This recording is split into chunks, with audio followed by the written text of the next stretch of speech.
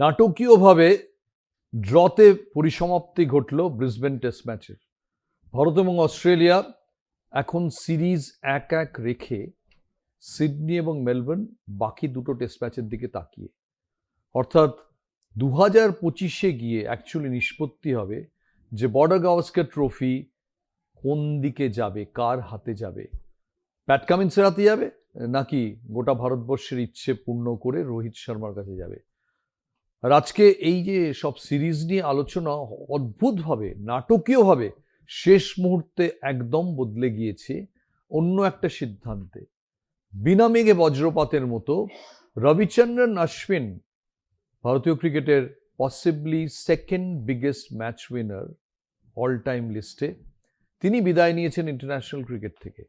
এবং বিশাল জল্পনা ছড়িয়েছে যে অশ্বিনকে কি বাধ্য করা হলো, তাকে কি ছেটে ফেলা হলো, সেই প্রক্রিয়াটা জেনেই তিনি সরে গেলেন।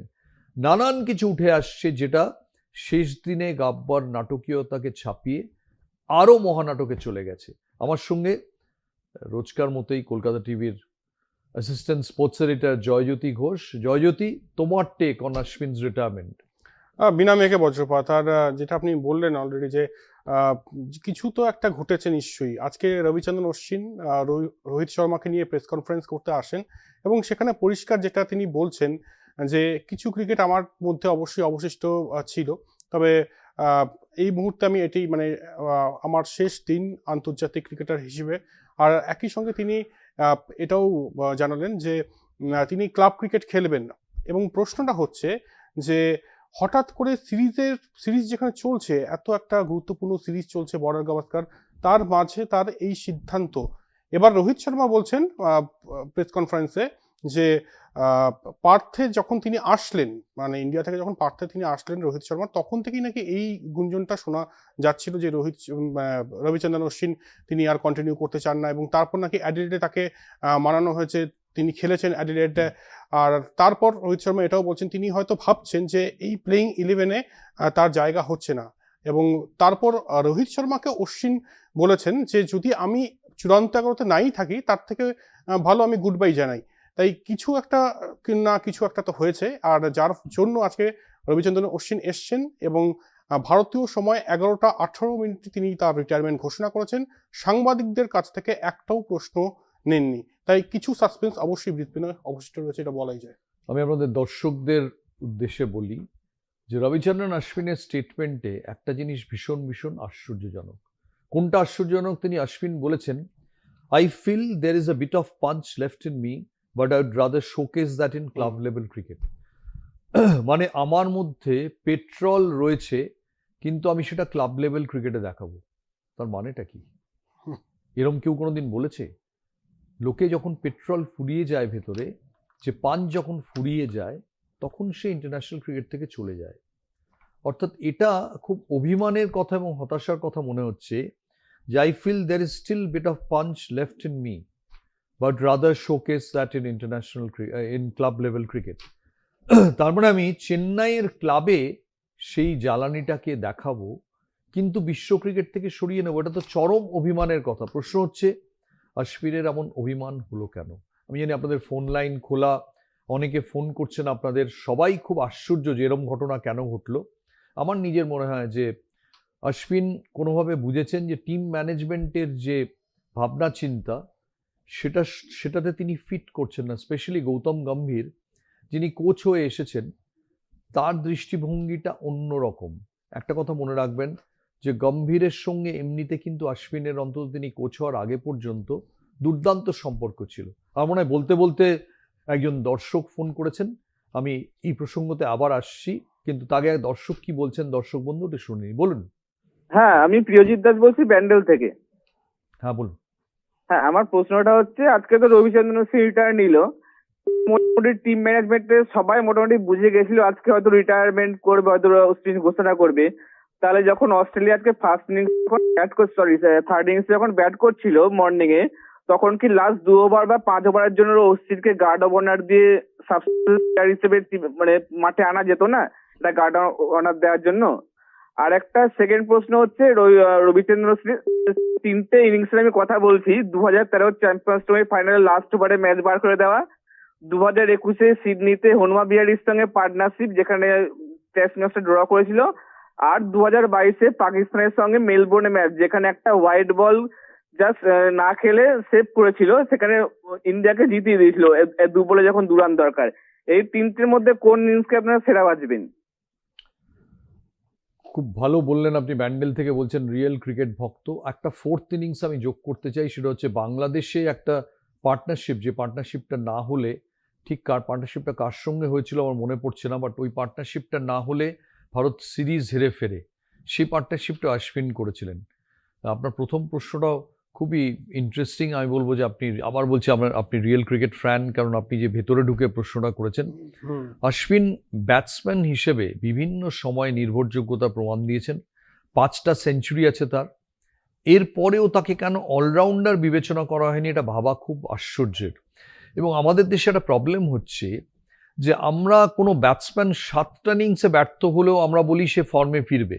কোনো বোলার যদি 2টো ম্যাচে ফেল করে, সঙ্গে সঙ্গে তাকে বসিয়ে দাও দাবি ওঠে। তাই রোহিত শর্মা এতগুলো ম্যাচ ব্যর্থ হয়েও টিমে থেকে যান, বিরাট কোহলি ব্যর্থ হলেও টিমে থেকে যান, অশ্বিন ব্যর্থ হলেই একটা ওয়াশিংটন সুন্দরকে এগিয়ে দেওয়া হয়, তাই না? একদমই তাই। আর এটি বলা যে পারফেক্ট টিম ম্যান এক্ষেত্রে রবিচন্দ্রন অশ্বিন। ব্যাট হাতে, যেটা গৌতম দা অলরেডি বললেন, এই রিসেন্টলি যে সিরিজটা হলো সেখানেও কিন্তু বাংলাদেশের বিরুদ্ধে একটা ভাইটাল পার্টনারশিপ করেন রবিচন্দ্রন অশ্বিন। মানে ব্যাট হাতে এবং বল হাতে একেবারে বলা যেতে পারে সব্যসাচী এক্ষেত্রে রবিচন্দ্রন অশ্বিন। এবং আজকে আচমকাই তার এই সিদ্ধান্ত, বোঝাই যাচ্ছিল তিনি অবসর গ্রহণ করতে চলেছেন, কারণ ম্যাচ শেষ হওয়ার ঠিক আগে আমরা দেখি বিরাট কোহলির সঙ্গে কথোপকথন, তারপর বিরাট কোহলি আলিঙ্গন করেন, বিরাট কোহলি অবশ্যই পোস্টও করেছেন। তবে একটা খবর দিয়ে রাখি, রবিচন্দ্রন অশ্বিন টুইট করেছেন এই মুহূর্তে, একটা তামিল গান দিয়েছেন, ভিডিও দিয়েছেন রবিচন্দ্রন অশ্বিন, নিজের কিছু স্মৃতি তুলে ধরেছেন। এবং যে সেন্টেন্সটা তিনি লিখেছেন, যে বাক্যটা তিনি লিখেছেন, সেটা বলতে চাইবো, the love we give away is the only love we keep. এটা হচ্ছে রবিচন্দ্রন অশ্বিনের অবসর গ্রহণের দিনের এই টুইটে, যেটা তিনি এক্স হ্যান্ডেলে করেছেন। দুর্দান্ত ক্রিকেটার, এবং এটার ব্যাখ্যা আমরা খুঁজে পাচ্ছি না এখনো পর্যন্ত।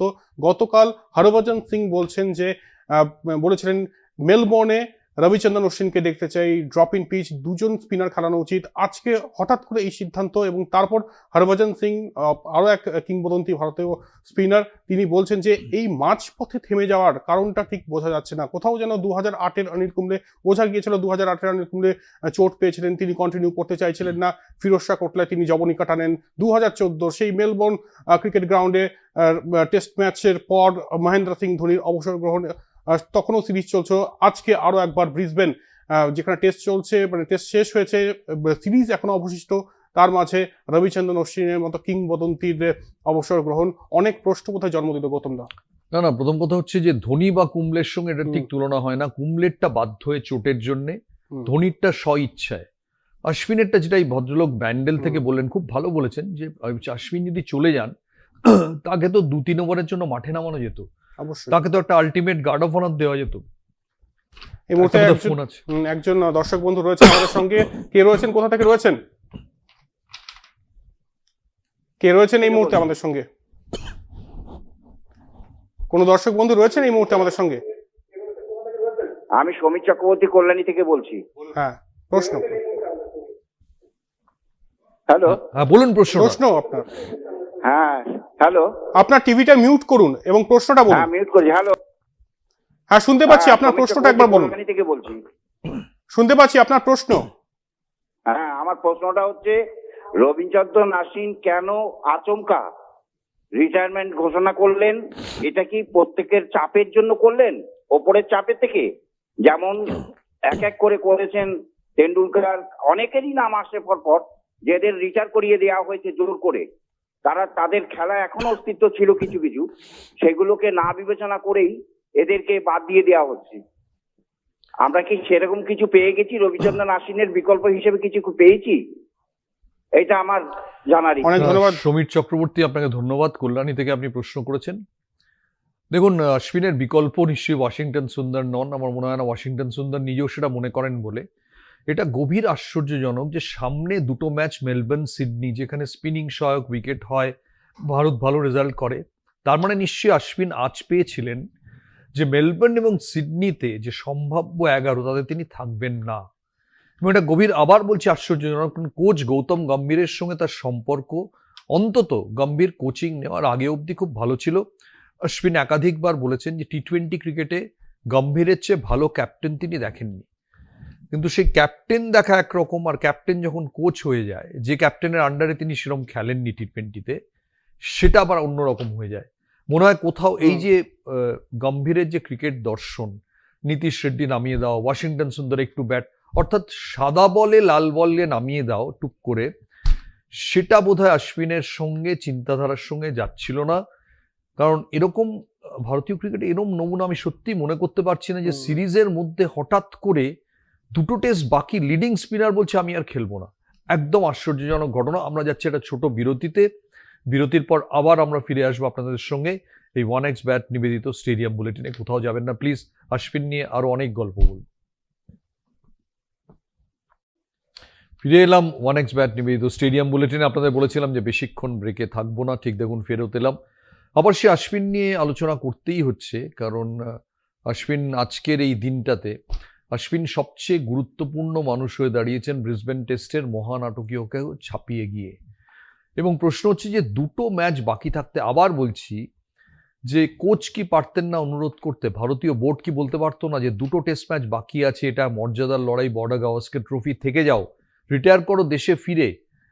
এটা একটা অত্যন্ত, আবার বলছি, যে এরম আশ্চর্যজনক ঘটনা ভারতীয় ক্রিকেটের মতো একটা নাটকীয় দেশের ক্রিকেট ইতিহাসে মনেই করতে পারছি না যে কোনো প্লেয়ার এরমভাবে টেস্টের মাঝপথে চলে গেছে বলে। রবিচন্দ্রন অশ্বিন, যিনি সবকিছু একজন সায়েন্টিস্টের মতো ভেবেচিন্তে করেন, প্রত্যেকটা পা ফেলেন, এই সিদ্ধান্তটা মনে হচ্ছে একদম বেসিক একটা অভিমান, ক্রোধ সবকিছু থেকে নেওয়া, এবং নাটকীয়ভাবে নেওয়া যে আরো 2টো টেস্ট ম্যাচেও যদি আমায় ঠান্ডা করে বসিয়ে রাখো, তাহলে টানা 3টে টেস্ট ম্যাচ আমি বসে থাকবো। আমি কি অস্ট্রেলিয়াতে মুখ দেখাতে এসছি, নাকি রোজ সকালে উঠে রোহিত শর্মার মুখটা, গৌতম গম্ভীরের মুখটা না দেখলে আমার চলছিল না? কি মনে হয়? তাৎপর্যপূর্ণভাবে এখানে অলরেডি রোহিত শর্মা যেটা প্রেস কনফারেন্সে বলেছেন, যেটা অলরেডি সাংবাদিক সম্মেলনে তিনি জানিয়েছেন রোহিত শর্মা, যে রবিচন্দ্রন অশ্বিন যেটা তাকে বলেছেন যে যদি আমার প্রয়োজনই না হয় দলে, তাহলে এর থেকে ভালো গুড বাই জানানো। তার মানে এটা তো পরিষ্কার যে তিনি বলছেন যে আমার কি প্রয়োজন রয়েছে, মানে তিনি কিন্তু পরোক্ষভাবে বলছেন রবিচন্দ্রন অশ্বিন, আমার যদি প্রয়োজন না থাকে তাহলে বলে দাও। তার মানে ক্যাপ্টেন বা কোচের তরফ থেকে সেরকম গ্রিন সিগন্যাল আসেনি যে তুমি থেকে যাও। এটাই তো স্পষ্ট হচ্ছে যে বসিয়ে রেখে আমাকে অপমান করো না, এটাই তো বলা, যে বসিয়ে রেখে অপমান করো না। কারণ একজন ক্রিকেটার যখন বোর্ডের সঙ্গে জয়জ্যোতি কন্ট্রাক্ট করেন, তখন তিনি কিন্তু একটা ফুল সিরিজ খেলার জন্য কন্ট্রাক্ট করেন। এবার তুমি সুস্থ, সেই অবস্থায় তুমি ফিরে আসছো কি করে? কারণ এরকম তো বোর্ড কোনো গ্যারান্টি দেয়নি তোমার 11তে নেবে। তার মানে তার প্রাইডটা ততটাই বেশি ড্যামেজড হয়েছে যে তিনি মনে করছেন যে আমার এখানে ফেরত আসা উচিত। এটা একটা অদ্ভুত বিরল ঘটনা। আমি এখনো বলছি, মেলবোর্ন সিডনি যেহেতু 2টো টেস্ট ম্যাচ স্পিনিং উইকেট, কেন তাকে কেউ অনুরোধ করলো না, এবং কেন তাকে ভারতের 11তে ভাবা হলো না? আমি জানি না, রবীন্দ্র জাডেজা 95 রান দিয়েছেন, কোনো উইকেট পাননি। আমার তো মনে হয় জাডেজা থাকুন বা না থাকুন, অশ্বিনকে পরের 2 টেস্ট ম্যাচে অটোমেটিক চয়েস হওয়া উচিত ছিল। তার মানে গম্ভীররা বলে দিয়েছেন যে তোমাকে পরের 2 টেস্ট ম্যাচে দেখছি না, you are free to decide possibly on your future. আমার মনে হয় এরকম একটা কিছু ধারণা হয়েছে, ভবিষ্যতে জানা যাবে। কিন্তু অবভিয়াসলি এটা নর্মাল রিটায়ারমেন্টের সিদ্ধান্ত নয়, হতে পারে না। অবশ্যই। এই মুহূর্তে একজন দর্শক বন্ধু রয়েছেন আমাদের সঙ্গে। কে রয়েছেন, কোথা থেকে রয়েছেন? হ্যালো, হ্যাঁ বলুন। আমি অনিল মুখার্জি মৈত্রী গ্রাম থেকে বলছি। হ্যাঁ বলুন। বলছি, আশিক ইকবাল পাকিস্তানের ক্যাপ্টেন ছিলেন তখন, 60-এর দশকে ইডেনে এসে উনি রিটায়ারমেন্ট ঘোষণা করলেন। পড়ে গেলেন একটা শর্ট রান নিতে গিয়ে। সেদিন আমি মাঠে ছিলাম খেলা দেখতে দেখতে। উনি ব্যাটটা নাড়তে নাড়তে উনি মাঠ থেকে বেরিয়ে গেলেন এবং বললেন আমার টেস্ট খেলা থেকে এটাই বিদায়। সুতরাং ওই রবিচন্দ্র অশ্বিনও বাইরে গিয়ে রিটায়ারমেন্ট করলেন। এটাও একটা আমাদের কাছে খুবই দুঃখজনক ঘটনা। এটাই না অনিল বাবু, আমি একটু থামাচ্ছি আপনাকে। 2টো আলাদা ঘটনা। আসিফ ইকবাল ক্যাপ্টেন ছিলেন, সিরিজ 2-0 হেরে গেছিলেন, দেশে প্রবল সমালোচনার মুখে পড়তেন, ক্যাপ্টেন্সি চলে যাওয়া অনিবার্য ছিল। ইডেন গার্ডেন্স ছিল সিরিজের লাস্ট টেস্ট ম্যাচ, সেখানে চলে যাওয়াটা মানে বোঝা যায়।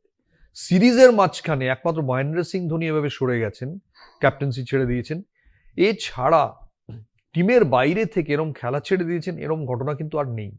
অবশ্যই। আর এরই পর মানে এরপরেই রোহিত শর্মা থ্যাংক ইউ জানান রবিচন্দ্রন অশ্বিনকে, এবং একই সঙ্গে বিসিসিআই তরফ থেকে 3জন কংগ্রেচুলেটরি নোট পাঠান রজার বিনি, দেবজিৎ সাইকিয়া, রাজীব শুক্লা। তার মানে কি হয়ে গেল, তুমি ভালো প্লেয়ার ছিলে, অনেক অনেক অভিনন্দন তোমার কেরিয়ারের জন্য, ধন্যবাদ, বাস চ্যাপ্টার ক্লোজ। কিন্তু চ্যাপ্টার ক্লোজ হয়নি। রবিচন্দ্রন অশ্বিন এমন একটা নাম যার নামের পাশে 537টা টেস্ট উইকেট, 106 টেস্ট ম্যাচে। হয়তো তিনি যখন অটোবায়োগ্রাফি বের করবেন তার এই উত্তরগুলো পাওয়া যাবে। গৌতম দা। জয়ন্ত চক্রবর্তী কেউ আছেন আমাদের সঙ্গে ফোনে, বলুন জয়ন্তবাবু আপনার প্রশ্ন। যেটা বলতে চাইছি, আজকের ঘটনাটা অত্যন্ত দুঃখের এবং অপ্রত্যাশিত। মানে ওনাদের তো প্রমাণ করার কিছু নেই, 537 উইকেট নিয়েছে। আমার প্রশ্ন যেটা মেন, সেটা হচ্ছে আজকে যদি সৌরভ গাঙ্গুলি ক্যাপ্টেন থাকতো, তাহলে এই সিরিজের মাঝখানে আমার তো মনে হয় কোনোভাবেই অশ্বিন অন্তত মানে এরকম অবসর ঘোষণা করতো না। এইটাই তো সৌরভ গাঙ্গুলির কৃতিত্ব, যে একদিন মানে টিমটাকে এক সূত্রে বেঁধেছিল।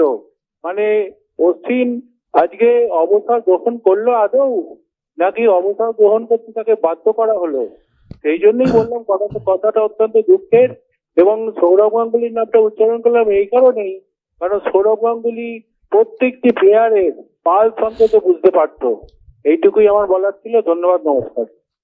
জয়ন্তবাবু, আপনি হয়তো জানেন বা জানেন না যে সৌরভ বোর্ড প্রধান হওয়ার পর অশ্বিন অলরেডি রিটায়ারমেন্ট ভাবছিলেন, কারণ রবি শাস্ত্রী, বিরাট কোহলি জুড়ি তাকে খুব একটা ভালোভাবে ট্রিট করেননি।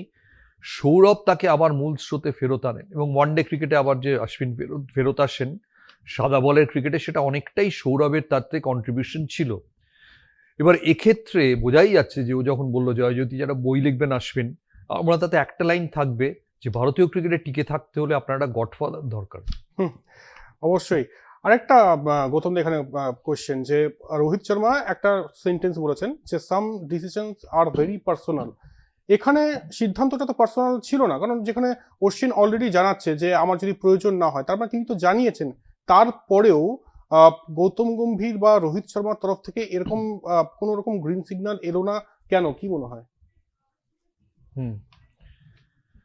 আমরা এই প্রশ্নের উত্তরে বলি যে রোহিত শর্মা রান পাচ্ছেন না, আমার মনে হয় টিমে এখনো খুব শক্ত জায়গায় নেই। টিমটা গৌতম গম্ভীর চালাচ্ছেন, হয়তো ফোর্স করতে পারেননি তিনি, কারণ রোহিত শর্মা রাহুল দ্রাবিড়ের সঙ্গে অশ্বিনের সম্পর্ক খুব ভালো ছিল। এমনকি রাহুল দ্রাবিড়রা তাকে যখন ওয়ার্ল্ড টেস্ট চ্যাম্পিয়নশিপ ফাইনালে খেলাননি, তারপরেও অশ্বিন আমায় বলেছিলেন যে কোচের উপর আস্থা আছে, যে ওরা খেলাননি ঠিক আছে, কিন্তু I think it's a fair call. সেটা এখন আর নেই। যাই হোক, আমরা একটা বিরতিতে যাব। বিরতিতে গিয়ে ওই সময় একটা এই মুহূর্তে 1x ব্যাট কি করে ডাউনলোড করা যায় সেটা আপনারা একটু দেখবেন, তারপর আমরা আবার আলোচনায় ফেরত আসবো। এটা একটু দেখে নিন প্লিজ।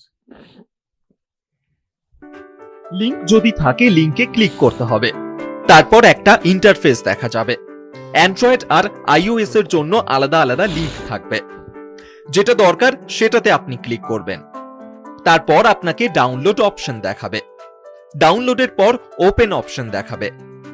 ওপেন অপশনে ক্লিক করুন। তারপর ইনস্টল অপশনে ক্লিক করুন। ইনস্টল হয়ে যাওয়ার পর ওপেন করুন। তারপর অ্যালাউ করুন। এরপর আপনাকে রেজিস্ট্রেশন করতে হবে। রেজিস্ট্রেশনের জন্য সবার আগে আপনার ফোন নাম্বার দিতে হবে। তারপর নেক্সট করতে হবে। এরপর ক্যাপচা ফিল আপ করতে হবে। ফিল আপের পর কনফার্ম করতে হবে। এরপর ডিপোজিট আর কন্টিনিউ অপশন আসবে। আপনাকে ডিপোজিটে ক্লিক করতে হবে। প্রথম ইউপিআই তে গিয়ে পেড করতে হবে। স্ক্যানার দেখতে পাবেন। পেড করার পর আপনি খেলতে পারবেন।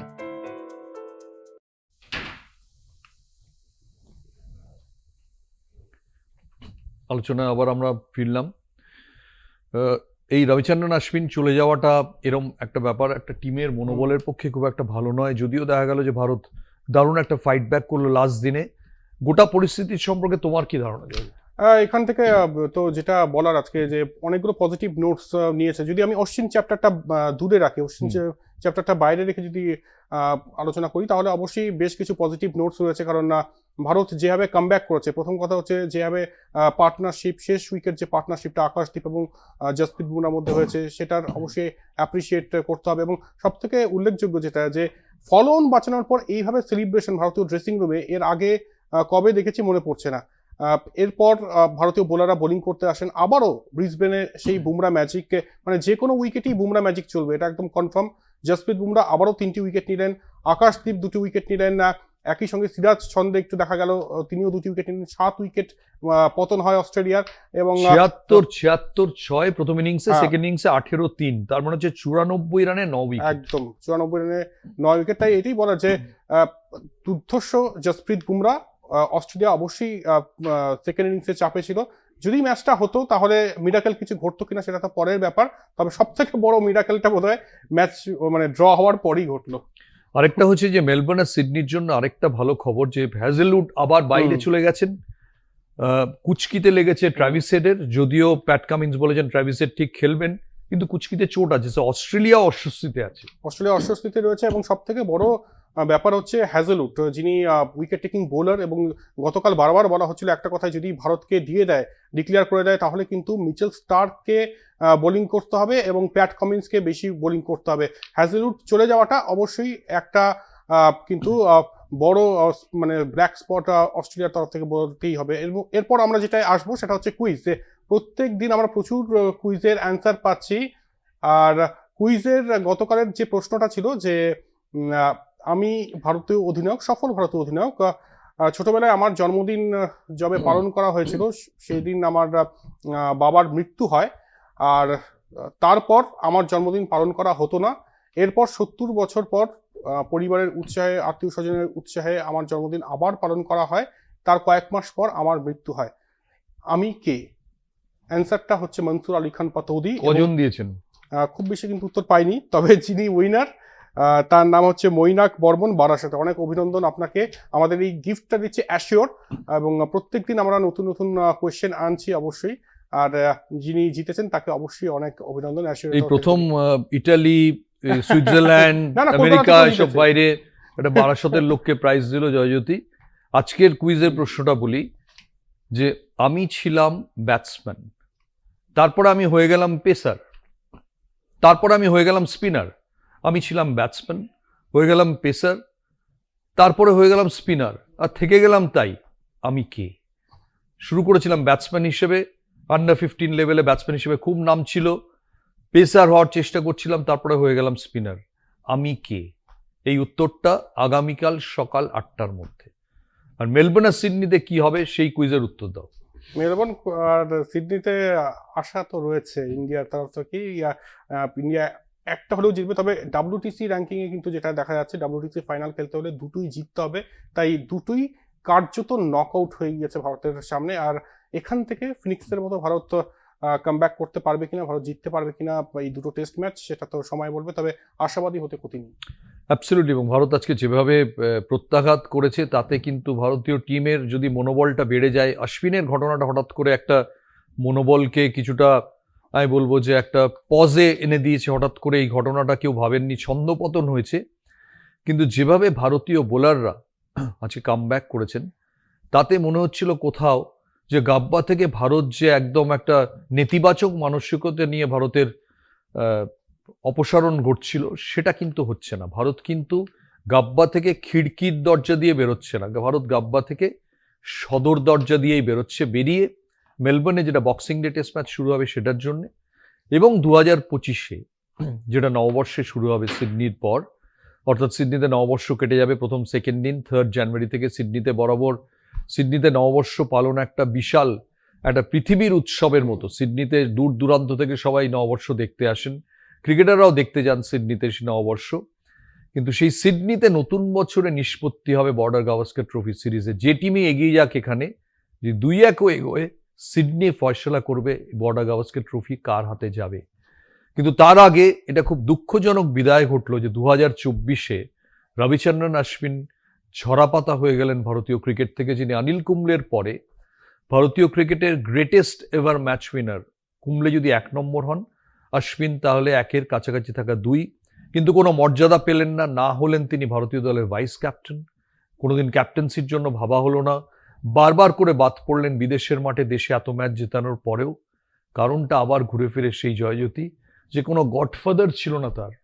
গডফাদারের খুব প্রয়োজন মনে হয় আজকালকার দিনে, এবং সেটা রবিচন্দ্রন অশ্বিন ব্রিসবেনের এই মেঘলা ব্রিসবেনের শেষ তিনি তার প্রেস কনফারেন্সে হয়তো বুঝিয়ে দিয়ে গেলেন। তবে ওটাই বললাম যে অটোবায়োগ্রাফির অপেক্ষায় থাকবো রবিচন্দ্রন অশ্বিনের, এবং অনেকেই যে পড়বেন তার অটোবায়োগ্রাফি সেটা বলার অপেক্ষা রাখে না, এবং অনেক বিস্ফোরণও যে হবে এটা বলা বাহুল্য। এই যে ব্যান্ডেল থেকে যে ক্রিকেট ভক্ত ফোন করলেন, অশ্বিনের সঙ্গে দেখা হলে তাকে অবশ্যই বলবো এই ভক্তের কথা যে অন্তত ভারতীয় ড্রেসে শেষবার কি তাকে মাঠে নামা যেত না? অবশ্যই, যেখানে রবিচন্দ্রন অশ্বিনের মতো একজন ক্রিকেটার 537টি টেস্ট উইকেট, 775 অল ফরম্যাট মিলে উইকেট, তাকে তো অবশ্যই গার্ড অফ তোমার ব্লেজার পরানোর দরকার নেই, তুমি ক্রিকেটীয় পোশাকে লাস্ট একটা গার্ড অফ অনার তো তাকে দিতে পারো। মানে এটা কিন্তু একটা চরম অবিচার হলো কোথাও, এবং বোঝাই গেল যে খুব শান্তির মধ্যে এবং কনসেনসাসে এই ডিসিশনটা হয়নি। হলে হয়তো একটা লাস্ট একটা ল্যাপ নিতেন, ভারতীয় সব ক্রিকেটাররা তাকে ঘিরে দাঁড়াতেন, কিছুই যেহেতু হলো না, বোঝা গেল যে একটা সুখী সংসারের এটা একটা কোথাও একটা অসুখী মুখ। সেই মুখ নিয়েই, সেই মুখ অবশ্য দেশে ফেরত যাচ্ছেন, কিন্তু তার হ্যাংওভারটা এই টিমের উপর থাকে কিনা আমরা সেটাই লক্ষ্য রাখবো আগামী দুটো টেস্ট ম্যাচে। আজকের মতো 1x ব্যাট নিবেদিত স্টেডিয়াম বুলেটিন থেকে যাই, আপনাদের অনেক শুভেচ্ছা রইল, আপনাদের শুভকামনা জানাই, এবং আশা করব যে আবার যে ভারতীয় ক্রিকেট এই অশ্বিন বিস্ফোরণে যা গোলযোগ হবে, যা বিস্ফোরণে যা খড়কুটো হারিয়ে ভারতীয় ক্রিকেট নতুনভাবে আবার যখন মেলবোর্নে হবে সবকিছু পেছনে ফেলে আবার ভারতীয় টিম রোহিত শর্মার নেতৃত্বে ঝাঁপাবে, নইলে কিন্তু আরও রিটায়ারমেন্টের ঘোষণা এই অস্ট্রেলিয়া থেকে শুনতে পাবেন, এটুকু গ্যারান্টি। আজকের মতো চলি, আমি এবং জয়জ্যোতি বিদায় নিচ্ছি, শুভরাত্রি।